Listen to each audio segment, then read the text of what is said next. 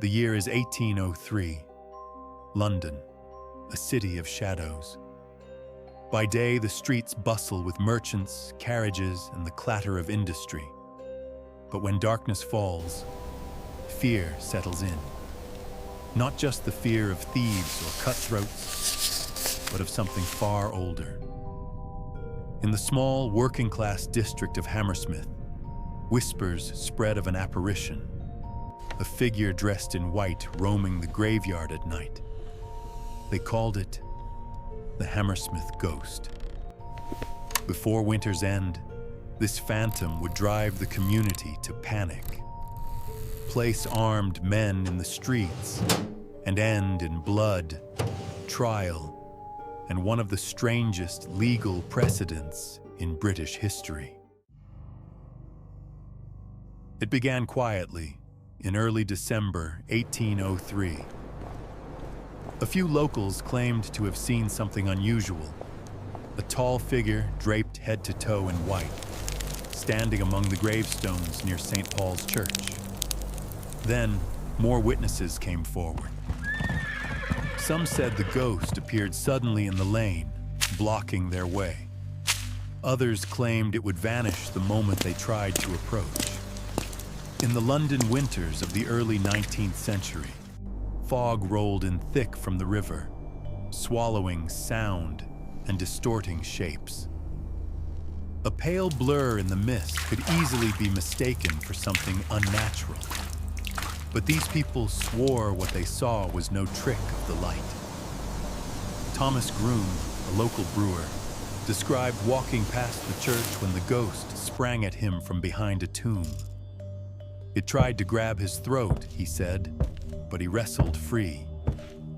When he turned, the figure was gone. Another account came from a carriage driver. His horse spooked violently when a white-clad figure emerged from the shadows. The carriage nearly overturned, throwing the passengers into the mud. Within weeks, the sightings were the talk of the district. Mothers warned their children to stay indoors after sunset. Pubs emptied early. Even hardened dock workers avoided walking alone. And so, the ghost stories grew.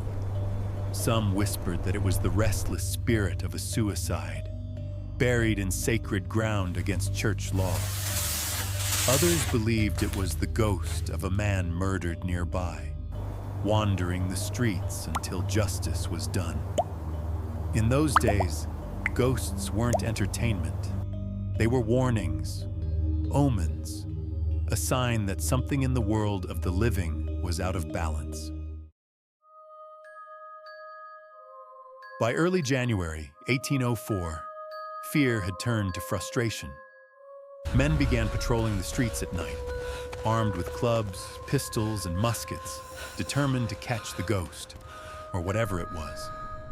On the night of January 3rd, Francis Smith, a 29-year-old tax officer, took matters into his own hands.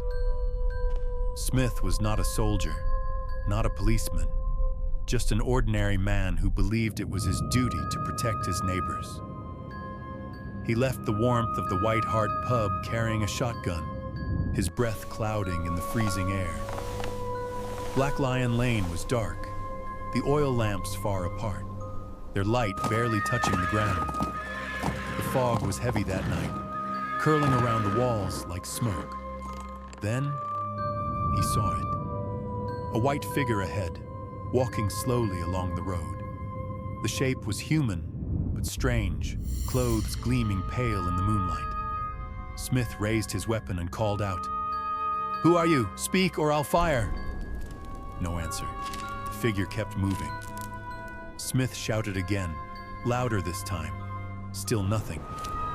The shot echoed through the street. The figure fell.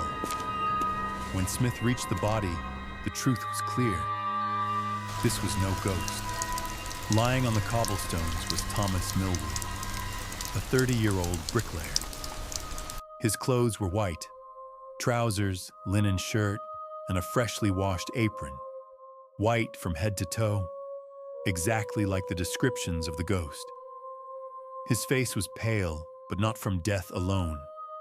His wife would later testify that she had begged him to wear a coat over his work clothes at night, because more than once, people had mistaken him for the ghost. In the shadow of Hammersmith, truth and terror walk hand in hand. But the investigation is far from over. What lies ahead will challenge everything we think we know about life and death. Next time, in SUBTOON Conscious.